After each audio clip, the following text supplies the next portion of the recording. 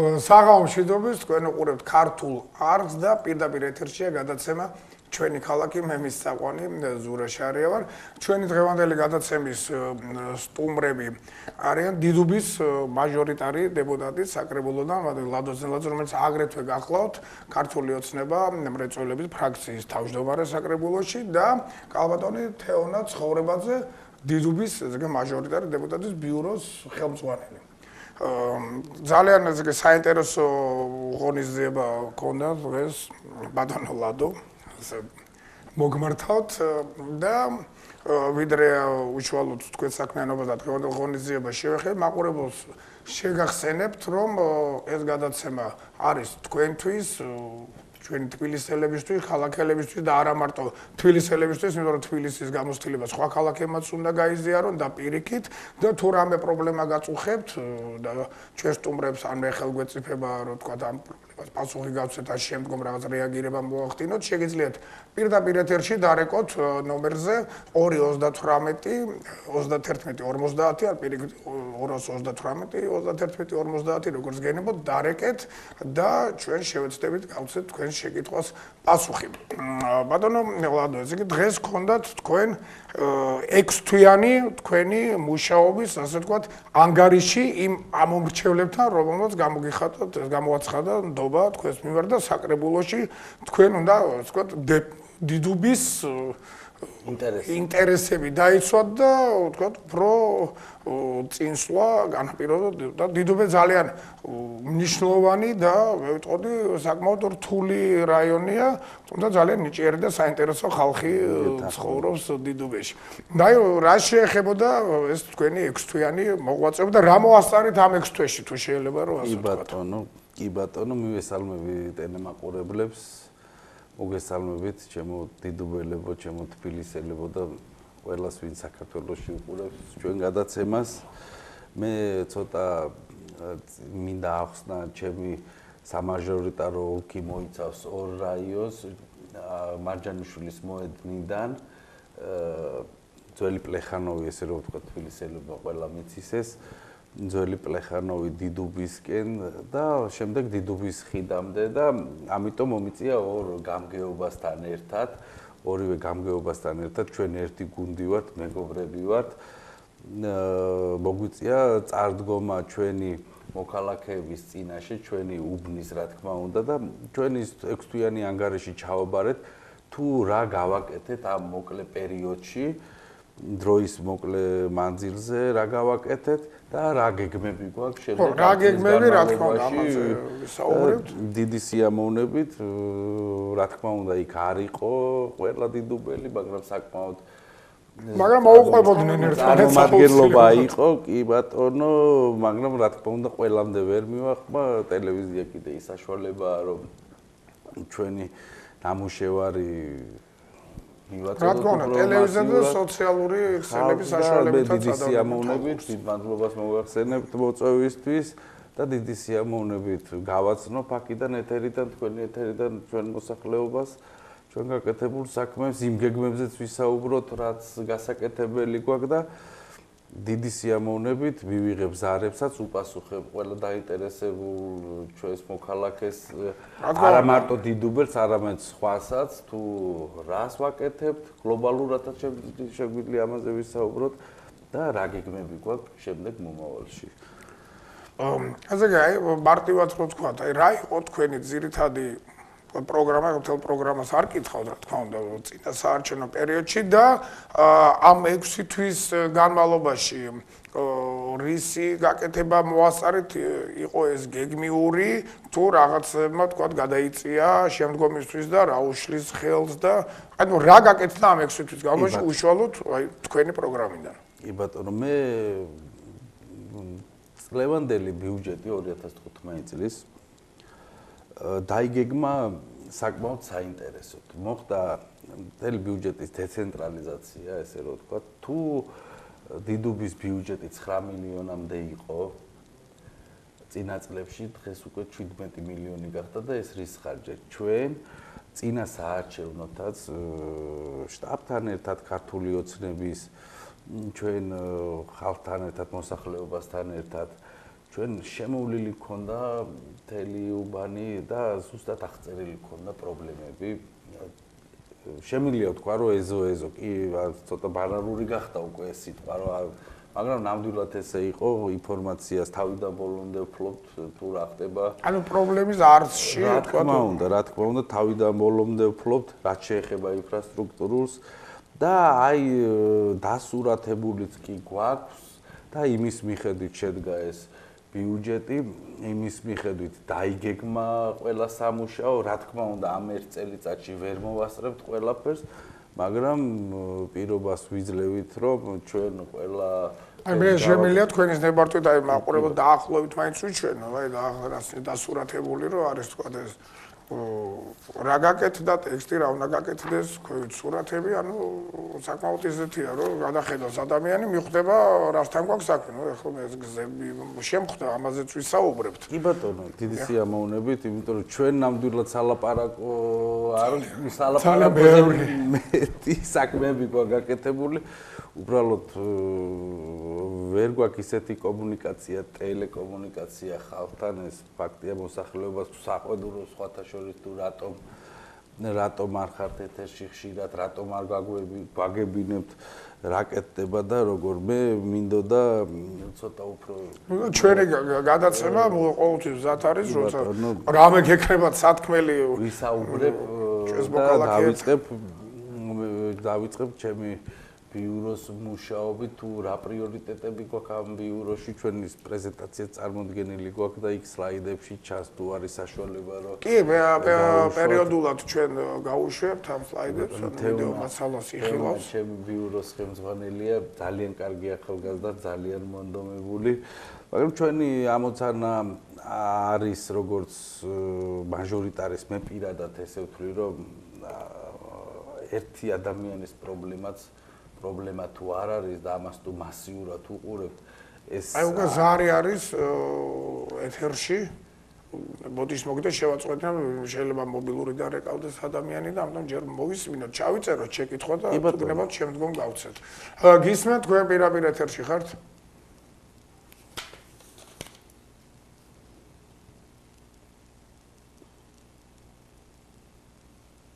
გაეთიშა არა უშავს მე იმედი მაქვს რომ აღარ გაეთიშა შემდგომში და განვაგრძოთ შეიძლება და ლაპარაკობდით პრიორიტეტი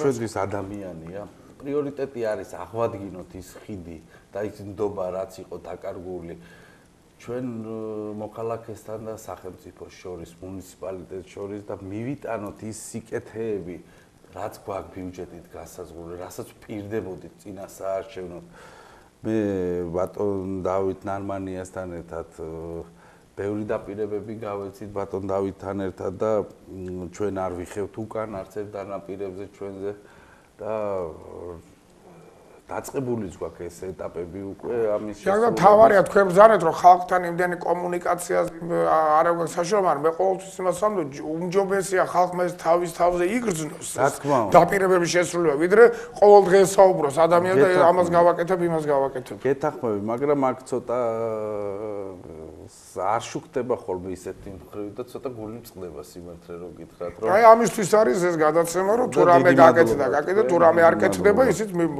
მოვიტანოთ თქვენამდე რომ გასაკეთებელია საქმე.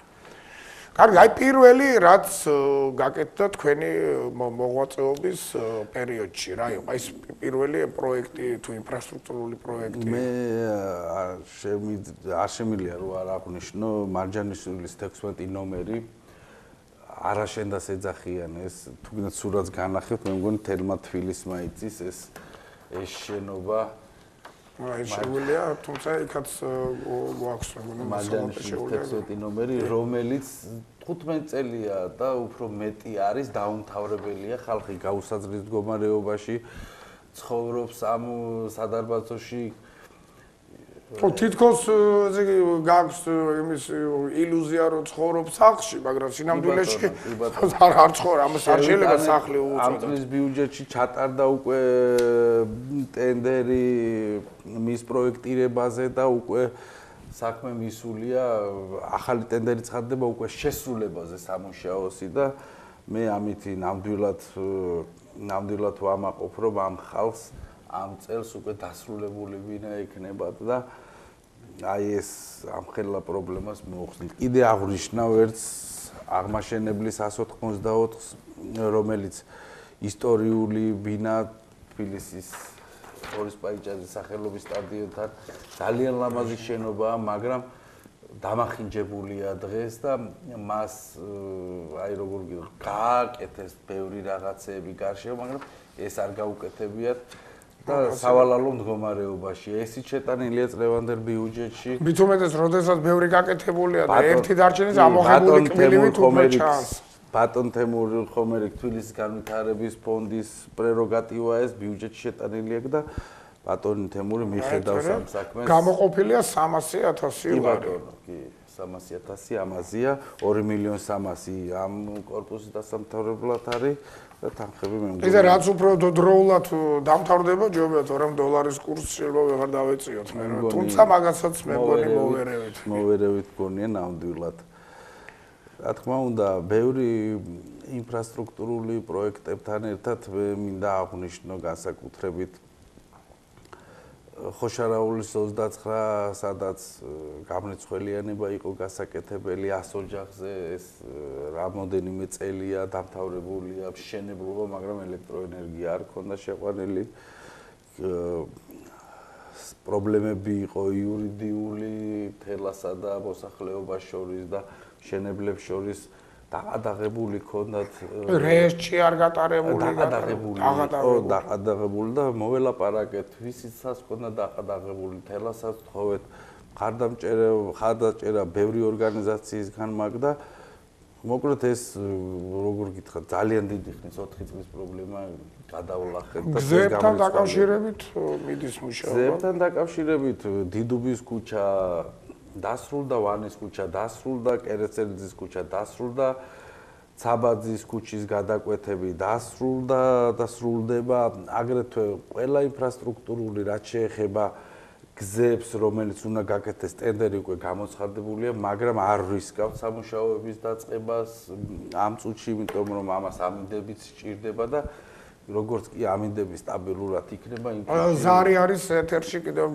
ბოდიში ბატონო ლადო გაწყვეტინებთ გისმენთ თქვენ პირდაპირ ეთერში ხართ თქვენთან ვარ ნოდარი ვარ კუფარაშვილი მარჯანიშვილის 16-დან სოციალურად დაუცველი და თქვენი წყალობით და თქვენი დახმარებით რა თქმა უნდა აი ეტლი რომ მივიღე ის პიროვნება ვარ ნამდვილად სწორედ ბრძანებთ მარჯანიშვილის ის არის დაუსრულებელია 20 თითქმის 27 წელიწადია ეს კორპუსი დაუსრულებელია არც ლიფტი მუშაობს არც ისა და სახში პატიმარიოდ გამოკეტილი ვარ მინდა რომ იქნება თქვენი დახმარებით რა თქმა უნდა იქნება რამე საშუალო დაადგეს ამ ჩვენ კორპუსს და მაცხოვრებელ ხალხს და დიდი მადლობა მინდა გადაგიხადოთ გაწეული შრომისათვის იგადა თქვენ ბატონო ლადო მადლობა რაც შეეხება მონაწილეა და ფეხია უნარშეზღუდული ადამიანია რომელიც ვერ გადაადგილდება და პანდუსების არქონის გამო მას უჭირდება ჩამო ესში ვერ ჩამოდის აი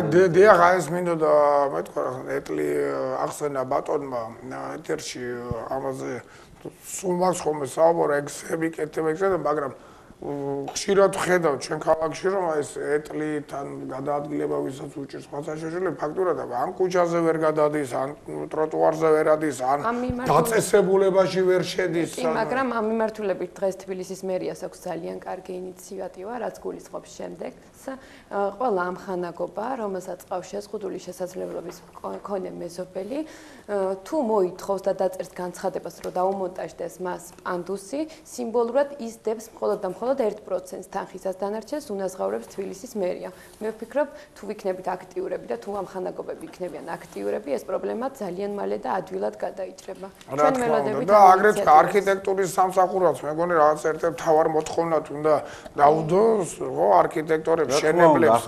როდესაც შენდება რომ იყოს გათვალისწინებული. არის ბევრი შენობა, ვინახე აფთიაქი, ბანკი, რომელშიც ფაქტიურად თუ კარგად არ დარბიხარ, შეიძლება ვერ შეხვიდე. ნავარჯიშები თუ არა ხარ? წინასაარჩევნოდ გაჟღერებული იყო, ჩვენ ამ საკითხზე ვმუშაობთ და მე ვფიქრობ, რომ იმ ვადის შემდეგ, როდესაც ჩვენი უფლებამოსილება ამოიწურება და ბატონი მერისი, ეს პრობლემა ბევრად წინ იქნება. არ მაქვს ილუზია, რომ 100%-ით ეს პრობლემა გადაწყდება, მაგრამ საგრძნობი წინ გადადგმული ნაბიჯები ნამდვილად. იგივე ავიღოთ საზოგადოებრივ ტრანსპორტთან მიმართებაში, ხო, მე ყოველ შემთხვევაში თბილისში ჯერ არ მინახია ესეთი ავტობუსი, რომელიც იყოს ადაპტირებული, ვთქვათ, ეტლიანი ადამიანის მისაღებად, ხო, უცხოეთში გვინახია ან ტელევიზიით ან ფილმში მაინც გვინახია, ხო, როდესაც ეტლით ადამიანი აპირებს ავტობუსში ჩაჯდება, ჩერდება, ყველა მორჩილად ელოდება, სპეციალური ლიფტივით ჩამოდის, რომელსაც ეს იდება, ან უკან ინახავს, აყავ და ყველა მორჩილად მიღებულია და ჩვენთან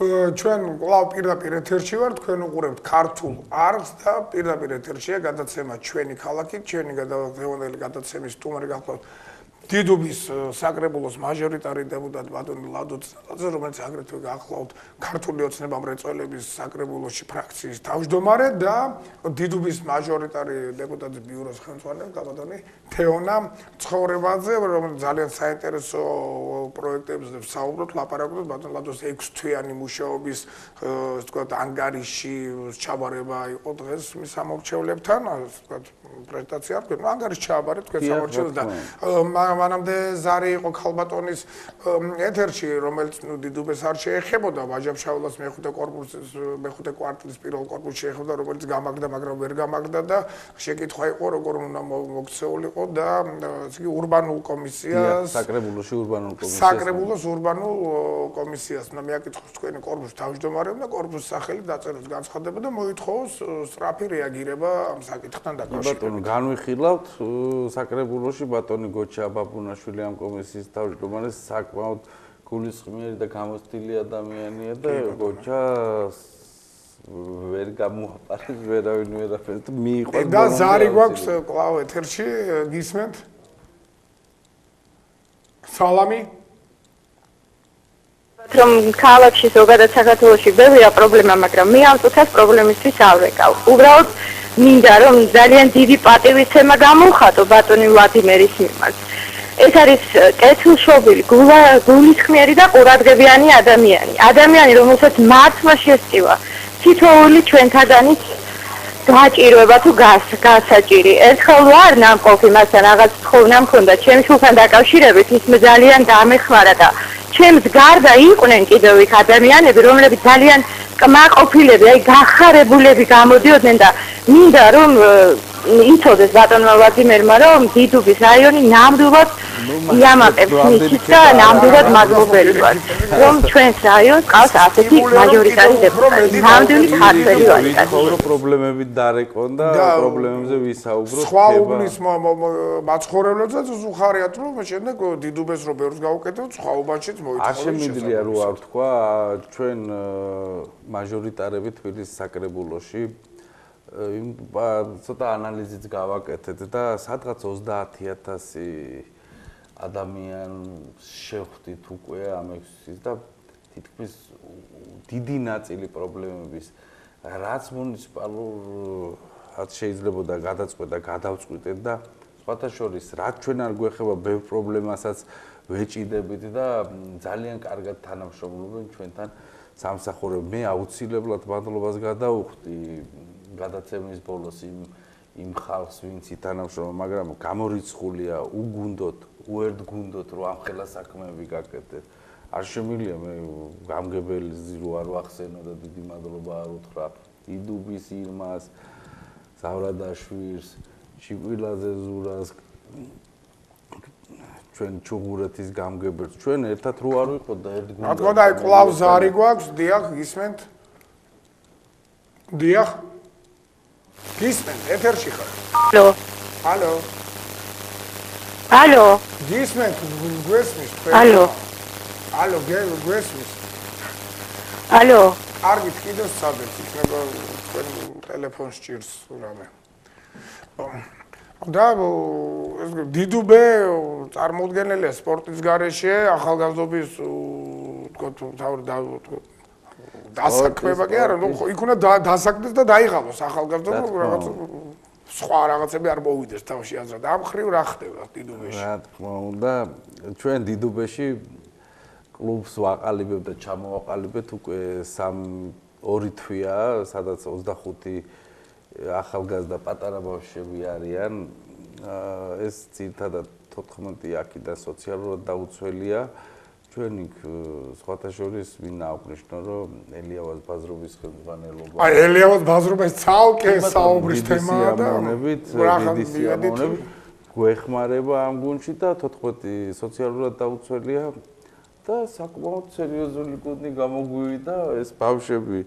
ძალიან მონდომებულები არიან, მაგრამ ჩვენი მიზანი რა თქმა უნდა ის არ არის თავარი რომ აქ დიდი სპორტსმენები გახდნენ, ყველას თამაში მოგონ, მაგრამ თავარი ის არის ჩვენთვის რომ ის ახალგაზრდები არ აქვს მნიშვნელობა, რომელი ფენის ოჯახიდან არის შეძლებული თუ არა შეძლებული, ყველას უნდა ქონდეს სპორტის დაკავების და ჯანმრთელი ცხოვრების საშუალება და ჩვენ ამას რაც შეგვიძლია ეს პირადად ჩვენი სამეგობროსი და ჩვენი ამგეობასთან ერთად ვდგევართ ამას და უფრო ჩვენი არის ადამიანური და ყველა მოქალაქეს უნდა ქონდეს იმის საშუალება რომ დაიკავოს თავისი კომპეტენტური ადგილის და მე რომ ამოვწურავ ჩემი მოღვაწეობის პერიოდს მე მინდა ეს გუნდი გადავცე შემდეგ მომავალ დეპუტატი ვინც იქნება რომ უპატრონოს და ეს იყოს სპორტი და ბავშვები პრიორიტეტი. აი გუნდი თუ გამოვიდა იქეთ უპატრონებს. მე ალბათ შეიძლება და 2015 წლის ოლიმპიადასთან დაკავშირებით დიდუბეში რა გვაქვს თუ გვაქვს. ჩვენ მზად შეხვდებით ინფრასტრუქტურულად. სხვათა შორის ეს აღმაშენებლის 184 სტადიონის წინ არის და დავახვედროთ გვინდა ბატონ თემურ ხომერის დაპირებულია დავახვედროთ უნდა უკვე კიდევ ზარი გვაქვს ძალიან აქტიური თქვათ ეთერი გვაქვს დიახ გისმენთ ალო დიახ საღამომშვიდობის ძალიან სასიამოვნო ინფორმაცია მოვისმინეთ თქვენგან რომ ხართ დაინტერესებულები პრობლემებით მოსახლეობის პრობლემებით მე ამჯერად ჩემს პრობლემაზე არ გესაუბრებით. მე მყავს მეგობარი, რომელსაც მართლა ჭირდება დახმარება. არის ონკოავადმყოფი. აქვს გაკეთებული ოპერაცია, მკერდი აქვს მოკვეთილი. არის მარტოხელა დედა, ყავს სტუდენტი შვილი. არ ყავს მეუღლე, გარდაცვლილი ყავს. არის 58 წლის და მოგეხსენებათ რომ სამსახურს ვერ იშოვის ვერსაც არის სახლში აი მითხარით როგორ შეიძლება როგორ მოუაროს მან თავის თავს და თუ შეგიძლიათ რაიმე დახმარება აი ძალიან გთხოვთ უმორჩილესად ასევე ქალბატონო თქვენ დიდუბეში მაცხოვრებელ ადამიანზე საუბრობთ არა დიდუბეში არა ვარ სამწუხაროდ არა ის პიროვნება ვერაზე ცხოვრობ ვერაზე ცხოვრობ, ნუ შესაბამისად უნდა მოდით რა მე აუცილებლად მინდა ინფრასტრუქტურაზე ვილაპარაკეთ, აქ თავარი არის ბინათ მესაკუთრეობის საპარლამენტო გავაჟღერეთ და აუცილებლად ის სიკეთეები, რაც დღევანდელ მერიაშია და დღევანდელ ჩვენ ქვეყანაში არის, თეონა მინდა ახსნას კარგად, რომ მივიდეს ხალხამდე, რას ვთავაზობთ ჩვენ ხალხს, რომ იცოდეთ და ისარგებლონ. და მოიქცეს ასეთ შემთხვევაში ეს ადამიანი, ვის უნდა მიმართოს? კი, ქალბატონმა დარეკა ეხა ონკოლოგიური ავადმყოფის თემით, ესეთი თემა ხშირია. მომართვიანობად ხშირია ასეთ ქალბატონებზე და ჩვენ შუამდგომლობას ვუკეთებთ იქიდან გამომდინარე, რომ დღეს მერიის ერთ-ერთი პრიორიტეტი არის ჯანდაცვის დაფინანსება და ონკოლოგიურად დაავადებული ადამიანების დაფინანსება. საყოველთაო დაზღვევა, რა თქმა უნდა, ფარავს 80%-მდე, მაგრამ დარჩენილი თანხა რაც არის, ძირითადად ამ თანხის დასაფარავად მოგმართავენ ჩვენ ავადმყოფები და ჩვენ ვუზრუნველყავთ ამ მხარდაჭერას. მე ერთადერთი შემიძლია ვურჩიო, რომ მიბრძანდეს ვერის მაჟორიტარის ბიუროში, იქ არის კვალიფიცირებული ადამიანი, რომელიც აუცილებლად აუხსნის ამ ქალბატონს, რა მოიქცეს, რა პროცედურები უნდა ჩაატაროს, რომ მიიღოს ეს სიკეთე ჩვენი ან თუნდაც შეიძლება რაღაცა პროფესიული ისეთი გამოცდილება აქვს ამ ადამიანს, რომ შეიძლება რაღაცა სხვა შესაძლებელია, მთავარია დასაქმდეს და გამოიყენო თვითონ მიიღოს შემოსავალი. კი, მთავარია მივიდეს იმ ადგილამდე, სადაც აღმოუჩენენ მაგამ ქალბატონს მხარდაჭერას და მე ვერაზე მაცხოვრებელი ვერის კი, რა თქმა უნდა. კიდევ ზარი გვაქვს ეთერში, მოკლედ ძალიან სასიამოვნო, ზარი ვერ ვარწყდება, შეკითხვის საშუალებაც აღარ აქვს, მაგრამ ეს კარგია. გამარჯობა. პირდაპირ ეთერში ხარ. ელიავას ბაზრობასთან ვდებარე, აგლაზის ქუჩის მაცხოვრებელი ვარ. სადაც ყრია საბურავები და არის ანტისანიტარია. დიახ. როდის მოგხვედავთ? დიდი მადლობა, აი მივედით ელიავას ბაზრობამდე. კი ბატონო. ანტისანიტარია არის, ესე იგი უკანა მხარეა საბურავების ესე თქვა ბაზრობა. ეს სერიოზული პრობლემაა და მე წლების განმავლობაში. კი, მე ძალიან კარგად მიცნობს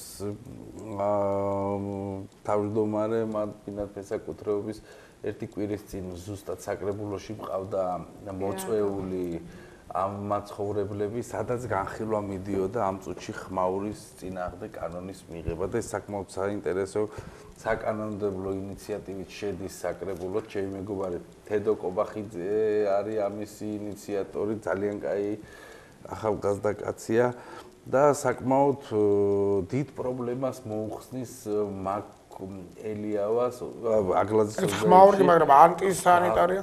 გეთახმებით, ეს რაც არ უნდა საკვირველი იყოს, გადაბმულია ერთმანეთზე. იქ არის საბურავების სერიოზული პრობლემა, რომლებიც კარცეროგენებს გამოყოფენ, რომელიც სიცოცხლისთვის ცუდია, ნამდვილად სერიოზული პრობლემაა და ჩვენ იქ დავიწყეთ იმ სტადიონზე, სადაც ეს აგლაძის 26-ია, ელიავას ბაზრობის ხელმძღვანელობასთან სპეციალურად ავიჭირეთ ის საფეხბურთო მოედანი, სადაც ბავშვები ვარჯიშობენ. იქ საერთოდ გატენილი იყო ბოდიში ამ სიტყვაზე საბურავებით გაურობა, მაგრამ დღეს უკვე ახალგაზრდა ბავშვები ვარჯიშობენ, ვისაც ნამუსი არ აქვს და არონი საბურავები, მაგრამ ვისაც ნამუსი აქვს, ის აღარ დააგდებს. თუმცა ამ დანაგვიანებასთან დაკავშირებით მიღებულ კანონს თუ მოვიშველიებთ ამ პრობლემის მიმართ, ორჯერო დააჯარიმებ, მესამეჯერ უკვე აღარ დააგდებს. მაგრამ ეს კანონები არ იღება სამწუხაროდ ისე უცბად ჩვენ როგორც გვინდა ამას საკმაოდ დიდი დრო ჭირდება და ჩვენ ვფიქრობთ რომ ამ კანონს სადღაც სექტემბრისთვის რომ მივიღოთ დრო სჭირდება რა სამწუხაროდ ხმაურთან დაკავშირებით გეთახოთ ეს ძალიან მნიშვნელოვანია დიდუბე არის მაგრამ ვაკეში არის წარმოუდგენელი ხამე კი ბატონო ეს შეიძლება აგლაძის 26-ზე თქვა ამ წუთში ეს პრობლემა იდგეს საბურავის მაგრამ იგივე პრობლემები ბევრგან დგას აგრეთვე თუ არის დიდი ორგანიზაციებისგან გამოყოფილი განსაკუთრებით კონდიცირებისგან ეს ხმაური აწუხებს დიდუბეში არის მოსახლეობა და მე იმად დავპირდი რომ ამ პრობლემას მოუგვარებ და მიდის ამაზე მუშაობა ისე არ არის და აგლაძის 26 ნომრიდან ძალიან ბევრთან თანამშრომლობ რომ დღესაც სხვათა შორის ჩემი ანგარიში ჩაბარების დროს იქ იყვნენ ორი მოსახლე იყვნენ ძალიან კარგი ქალბატონები არიან და ისე რომ ნამდვილად არ ვაპირებთ დატოვებას და ელიავას ბაზრობა ამზადებს პრეზენტაციას თუ როგორ უნდა განავითარონ კონცეფცია თავის ბაზრის და წარმოგვიდგენს ამას ჩვენ გავივლით მათთან ერთად დაპირებულები არიან და რა თქმა უნდა თუ როგორც ვილაპარაკეთ ცივილურად იქნება მაქსიმალური ხელშეწყობა აქვს ბიზნეს ჩვენი მთავრობის მხრიდან და ნამდვილად რადგან თორე აი ქალბატონი წარმომიდგენია თავის სახლის აიმიდან რო უყურებს ხო საბურავი გინა ელიავას ბაზრობა რა მდგომარეობაშია შიგნით ახლა მე მინახია თქვა და ეს ზევიდან რო გადავდივართ 112 შენობიდან ჩას აი სიამოვნებით დაგპატიჟებდით ერთ დღეს შევარჩიოთ კამერებთან ერთად მივიდეთ და ნახოთ და გავარცოთ საზოგადოებას და რა იყო და რას აპირებს ეს ხალხი ვალაპარაკოთ ხალხს აი ამაც დიდი სიამოვნებით მეც მე ანგარიშვალდებული ანუ ძირითადად როდესაც დგება ხოლმე საკითხი ამ ელიავას ბაზრობის ყოფნა არ ყოფნის თაობაზე თავარი არის ხოლმე რომ აი ეს ანტისანიტარია ეს ქალაქისთვის რაც მიუღებელი იერსახე და თუ ეს დაალაგებული იქნება რაღაც ცივილური ფორმა იქნება რა თქმა უნდა ახლა შორს ლილოში და გორში სიარულს ხო ადამიანს ბაზრობა ჯობია ქალაქის ცენტრში კონდეს ოღონდ იმის გარშემო უნდა იყოს ისეთი ინფრასტრუქტურა რომ არ იყოს საცობები და თქვენ ადამიანს ჩაცმული შეხვიდე და გამოხვიდე და სპეციალურად არ მოემზადო იქ წასასვლელად რომ ყურებამდე ტალახში გამოხვიდე გაკეთდება მან ალბათ ნალაპარაკები ვართ ამაზე და დღეს სადაც საბურავები იყიდა მგონია რომ კაფეები იქნება ცოტა და მეცაც გეტყვის ეს როდესაც ცივილურ ფორმას მიიღებს შესაბამისად უკვე იქ გაყიდული პროდუქცია არ იქნება ესეთი რომ აი ვარგარო ეს ელიავაზე ნაყიდი არ ვარგა უკვე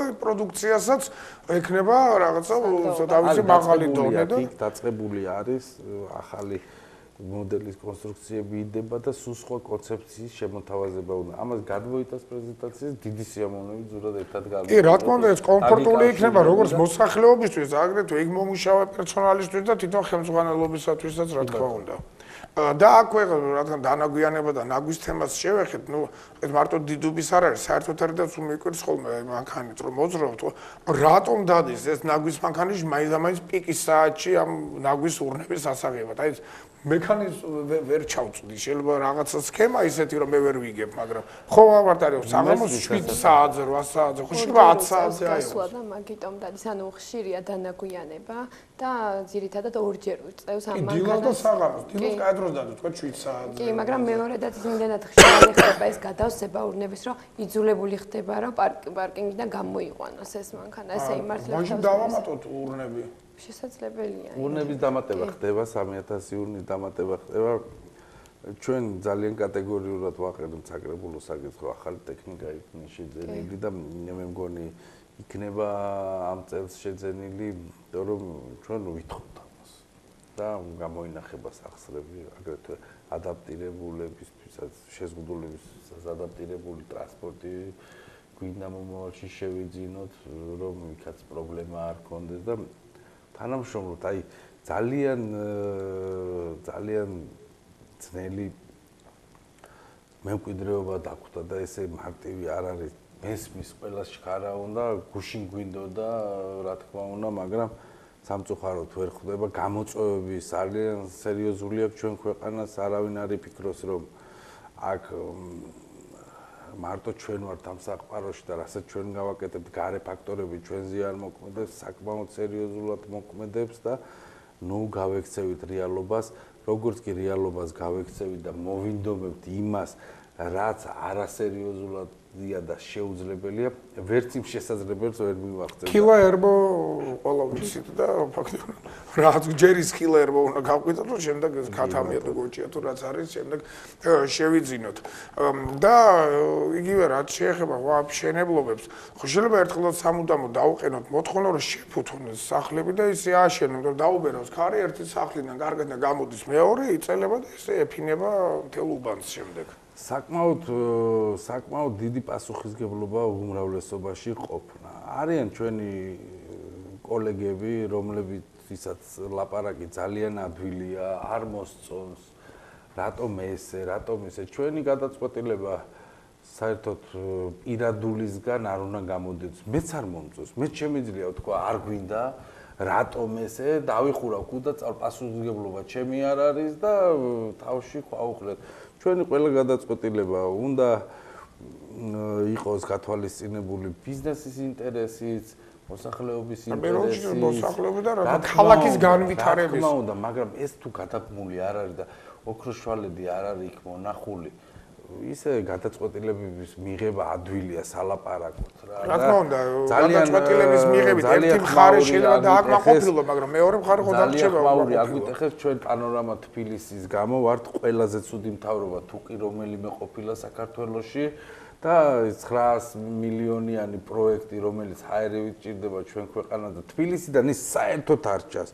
საერთოდ არ აჩანს და ვერანაირ ზეგავლენას ვერ ახდენს თბილისზე იქ თავის შემოვლითი გზები არის და ყველაფერი და ისეთი ამბავი გვაქვს ატეხილი თითქოს ქვეყნის მოხალატეები ვიყოთ ამ პროექტის გამო და ამ დროს ეს პროექტია ჯერ ერთი ფინანსურად ძალიან მომგებია ქალაქისთვის და ჩვენი ბიუჯეტზე მეორედ მართლა კარგი და საინტერესო პროექტი უბრალოდ რატომღაც აჟიოტაჟია ისეთი ატეხილი რომ აი თითქოს ჩვენ ამით ვაქცევთ ქვეყანას. ამ დროს ეს არის ისეთი მასშტაბის პროექტი, რომ ნეტავი ესეთები იყოს ბევრი და დამიჯერეთ, რომ ჩვენ ბევრ პრობლემას გადავწყვიტავთ. ამიტომ ჩვენი გადაწყვეტილებები ძალიან ფაქიზი უნდა იყოს და აი ელიავად ბაზრობას თუ დავარცხნით და დავალაგებთ, კარგად ეს იქნება თვლია დიდობისთვის ერთ-ერთი ყველაზე მაგრამ ეს არ უნდა მოხდეს ბიზნესის არ უნდა დაზარალოს პირიქით, როდესაც კარგი რა თქმა ეს ერთად უნდა და ამას კისერზე არ უნდა დააწეს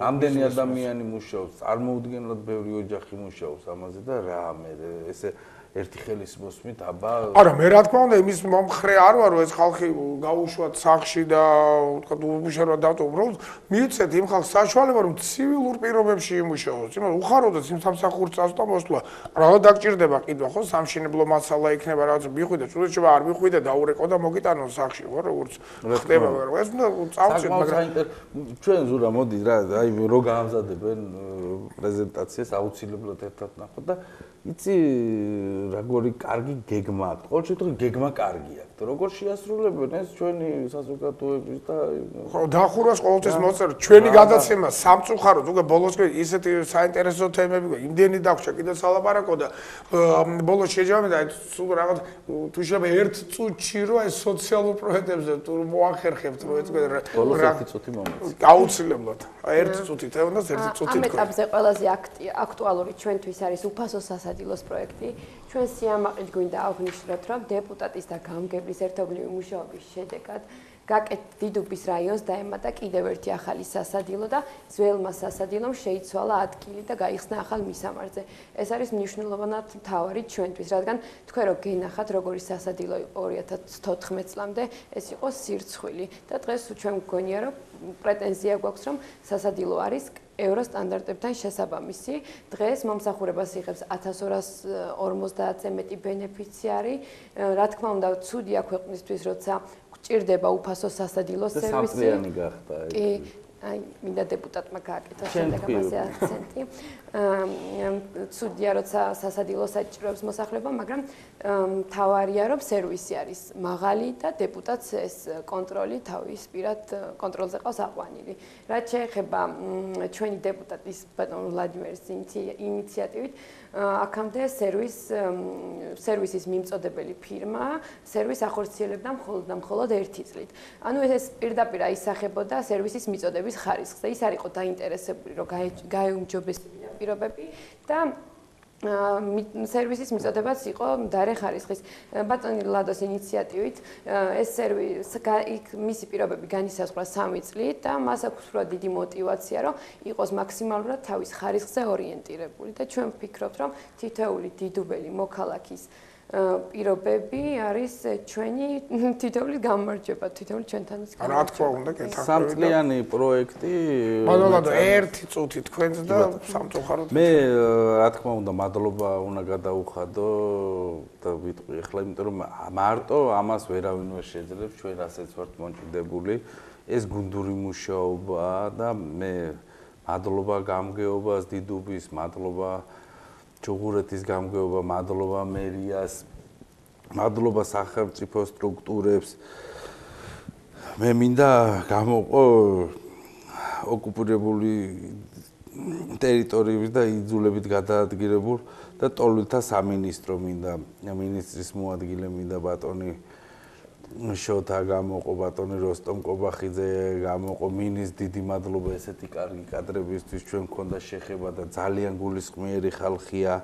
მინდა ჯანდაცვის სამინისტროს დიდი მადლობა მოუხადო, ხატუნა ჩაჩავას მინდა მადლობა უთხრა, ბატონ ვალერი კვარაცხელიას მინდა მადლობა უთხრა, მინის რა თქმა უნდა დიდი მადლობა, სოციალური სამსახურის უფროს დიდუბის რაიონს დიდი მადლობა.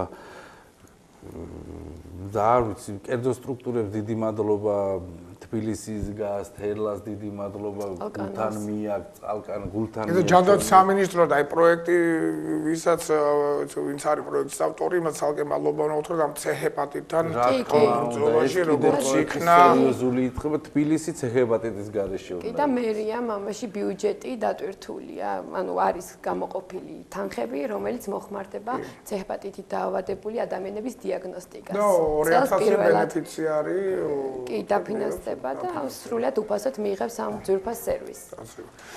ბატონ ლადო, ჩვენ კიდევ ერთხელ და არაერთხელ შევხვდებით. თქვენ ოღონდ რამე გააკეთეთ ქალაქისა და ჩვენი ეთერი ყოველთვის ათ არის. მე არ მეყო ნამდვილად ჩვენ რაც ვაკეთეთ იმის ალაპარაკოთ. ძალიან მიხარია. თემა ვერ მივიყვანე და იმდენი თემები დაგვჭა კიდე გასაშუქებელი და სალაპარაკო ნამდვილად დიდი სიამოვნებით უფრო დიდ ეთერს მომწოდით. აუცილებლად მოგცემთ, მე ძალიან მიხარია თქვენ დრო არ გეყო იმის მოსაყოლად რა გააკეთეთ და შემდგომ კიდე რის გააკეთეთ აპირა, მაგრამ იმასაც რო გააკეთეთ მე უფრო პირობას გადავთ რომ აი რამდენი ხანი დაგჭირდება და მე ვთხოვ არხის ხელმძღვანელობას რომ აი მომეცით ღია ეთერი შეუზღუდავი და აი როდესაც დავამთავრებ. დიდი სიამოვნებით. და მე კიდე ერთხელ მე მირჩევნია ჩემმა ერმა ჩემმა ხალხმა თავის თავზე იგრძნოს ეს დაპირებები, კიდე ჩვენ ველაპარაკობთ დღეს იყო ასეთი ეთერი. აქ მაყურებლებიც რომ შემოვლენ ეთერში უფრო დისკუსია. აი დღეს იყო ასეთი ეთერი რომ ჩვენ მიგზეთ რომ ხალხი გრძნობს თავის თავზე, ასე ვთქვათ, იმ ზრუნვას, რასაც პირდებოდით და მე ძალიან მეხარია იმიტომ რომ პირველი დღე არ არის ბატონ ლადო რაც გიცნობ და ძალიან მოხარული ვარ ეს ყველაფერი ასე გრძელდება და ის თქვენ უყურებთ ქართულს უყურებთ ქართულ არ დაუდექით ერთმანეთის გვერდზე დაუდექით თქვენს დეპუტატებს თქვენ სახლის თავმჯდომარეებს და ჩვენ ერთად ავაშენებთ ჩვენს ქალაქს და უბრალოდ დავალაგებთ ჩვენს ქალაქს და დავარცხნით და დავასუფთავებთ და უყურეთ გადაცემას ჩვენი ქალაქი დიდი მადლობა სტუმრებზე ბატონ ლადო ცნელაძე ქალბატონი თეონა ცხოვრებაძე ჩვენ გევანდელი გადაცემის სტუმრები მე მომავალ 4 შაბათამდე გემშვიდობებით მადლობთ